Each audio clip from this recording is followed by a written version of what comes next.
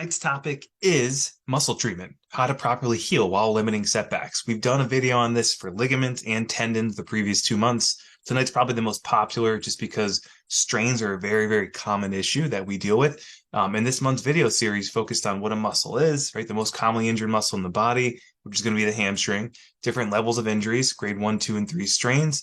And today is going to talk about how to properly treat them. This is our final video in our series for the month, so pay attention to this. We're going to talk about hamstring strains, right? How do you treat a grade 1 versus a grade 2? They're pretty similar. You're usually doing the same type of exercises, but you may have to regress if it's a grade 2 compared to a 1, because a 2 is going to be a little more severe. And if you don't know the difference between a grade 1, 2, and 3 level strain, go back and watch our video from last week where you can learn more about it and what's going on. Okay, so 3 phases in total we're going to go through tonight. Phase 1 is going to be where you're alleviating your hamstring pain, right? We want to improve neuromuscular control, so our ability of our kind of mind to connect with our muscles over time. And we want to warm up for phases 2 and 3 to come. So we're performing every day these certain exercises, and the only tool we need for this is a stretching strap. You guys can get a really cheap stretching strap on Amazon. They're like $5 to $10. Although everything seems to be going up in price. So maybe it's a little more like 10 or 15 now.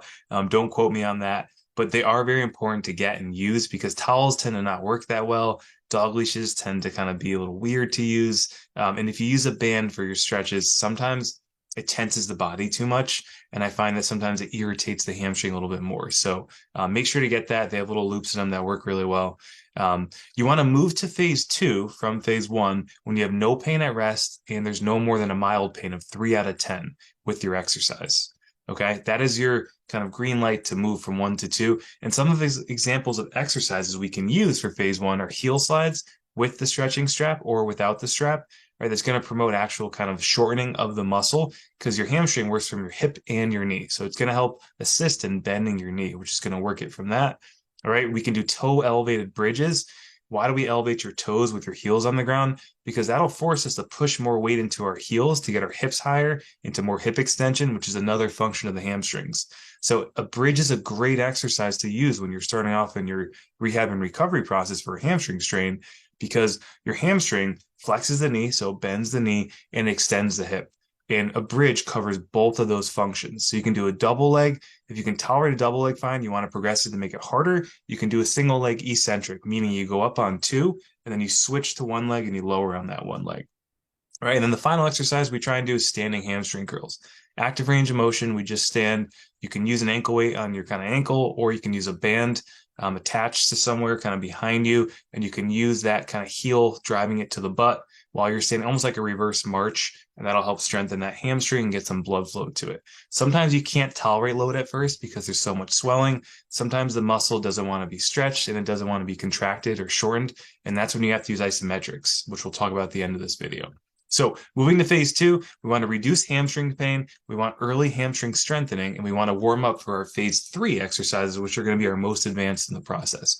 So as always, we're going to perform 3 or 4 days a week, about 3 sets of 10 to 15 reps per exercise, because we want to be in that stamina/endurance phase there.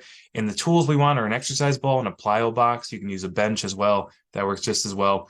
We're only going to move to phase 3 when we can do these phase 2 exercises with no more than a mild pain of 3 out of 10 or less, okay? I'm going to say that again. You want to make sure you have no more than a 3 out of 10 pain before you progress and move on to the new exercises in phase 3, okay? Examples of these exercises, quadruped glute kickbacks. So if you're kind of laying on the ground, you're on your hands and your knees where your knees are under your hips, your wrists are under your shoulders. You want to just kick 1 leg back behind the body, driving the knee and the thigh to the ceiling with the knee bent.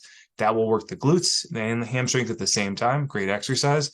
You can add an ankle weight to make it harder, or you can kind of put sometimes you have these monkey feet equipment, it's called. You can put a dumbbell in it. You can wrap that around the ankle. That helps too. Toes elevated single leg hamstring bridges.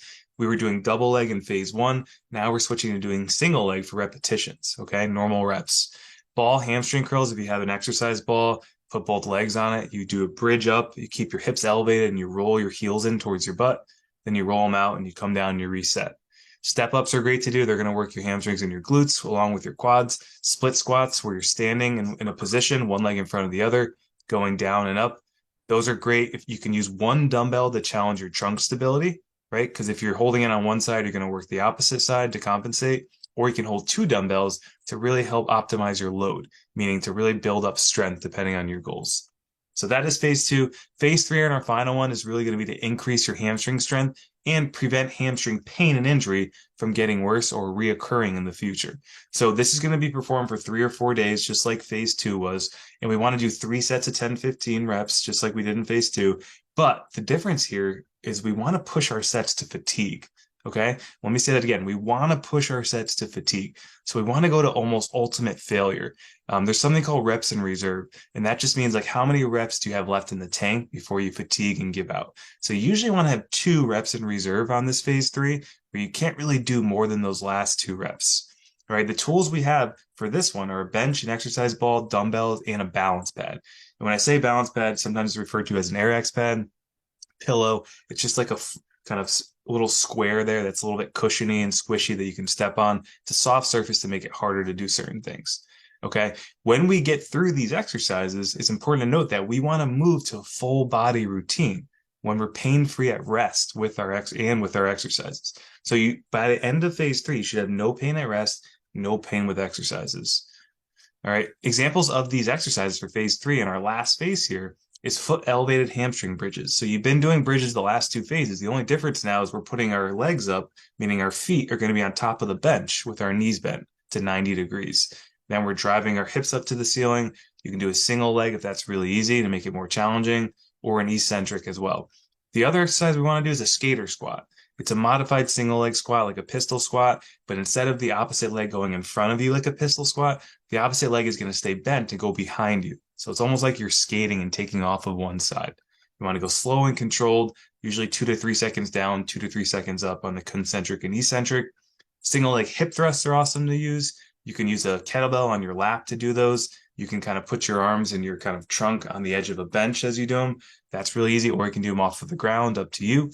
Single leg hamstring curls on the ball. In phase 2, we did double leg hamstring curls on the ball. Now we're switching to single leg to make it harder and challenge your balance and stability a lot more. And you have the soft surface of the ball, which is going to challenge you even further. All right, and then the last 2 exercises are single leg deadlifts with a dumbbell. You typically hold the dumbbell sideways by the 2 bells, or you can hold it like a goblet squat, kind of straight up and down, or a kettlebell, and you want to just lower one leg behind the other, kind of dropping down like a hip airplane type exercise. All right, and then the last and final exercise, probably the hardest, but the most beneficial one to bulletproof your hamstrings to prevent a strain from reoccurring, is a Nordic hamstring curl. They're very, very difficult to do, but if you do them right, they are going to really burn those hamstrings, and they're really going to help build up strength and stability of the actual tissue that makes up the muscle. Okay, in Nordic hamstrings, you typically need a machine at the gym that hooks your ankles into place so you can kind of lower your trunk.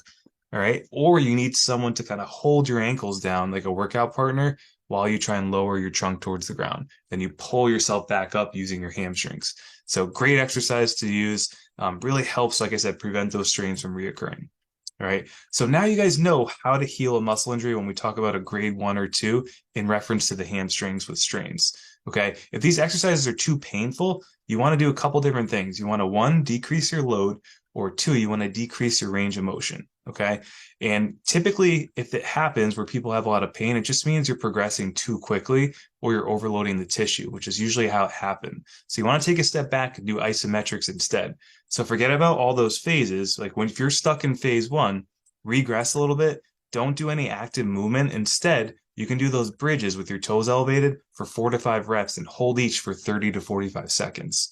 Right? That should be not as painful because you're just contracting the muscles without moving the joint as much. Okay, so hopefully that kind of paints a clear picture for you guys. You don't need a lot of equipment to do this stuff. You can do it at any gym you have access to, or if you have a stretching strap and some of the tools like a bench, you can use a couch or a chair for a lot of these things, some ground with an exercise mat. You don't have to get fancy stuff for this. Thank you guys for watching. Hopefully you understand this more. Like I said, subscribe to our YouTube channel if you haven't already. And at Choffner Rehab and Recover, we reassess and pick up where traditional PT leaves off with you, and we help you as a weightlifter return to 100%. All you guys need is a phone signal and a backpack of equipment, and we help you online do it. So anyone has a busy lifestyle, it's really beneficial for you. Comment down below. You can say hamstring if you want help with what you're currently dealing with. Doesn't have to be a hamstring issue. We help people with all types of issues. And thank you guys so much for tuning in. And be sure to tune in next week where we'll have a new topic. All right, we'll see you guys later.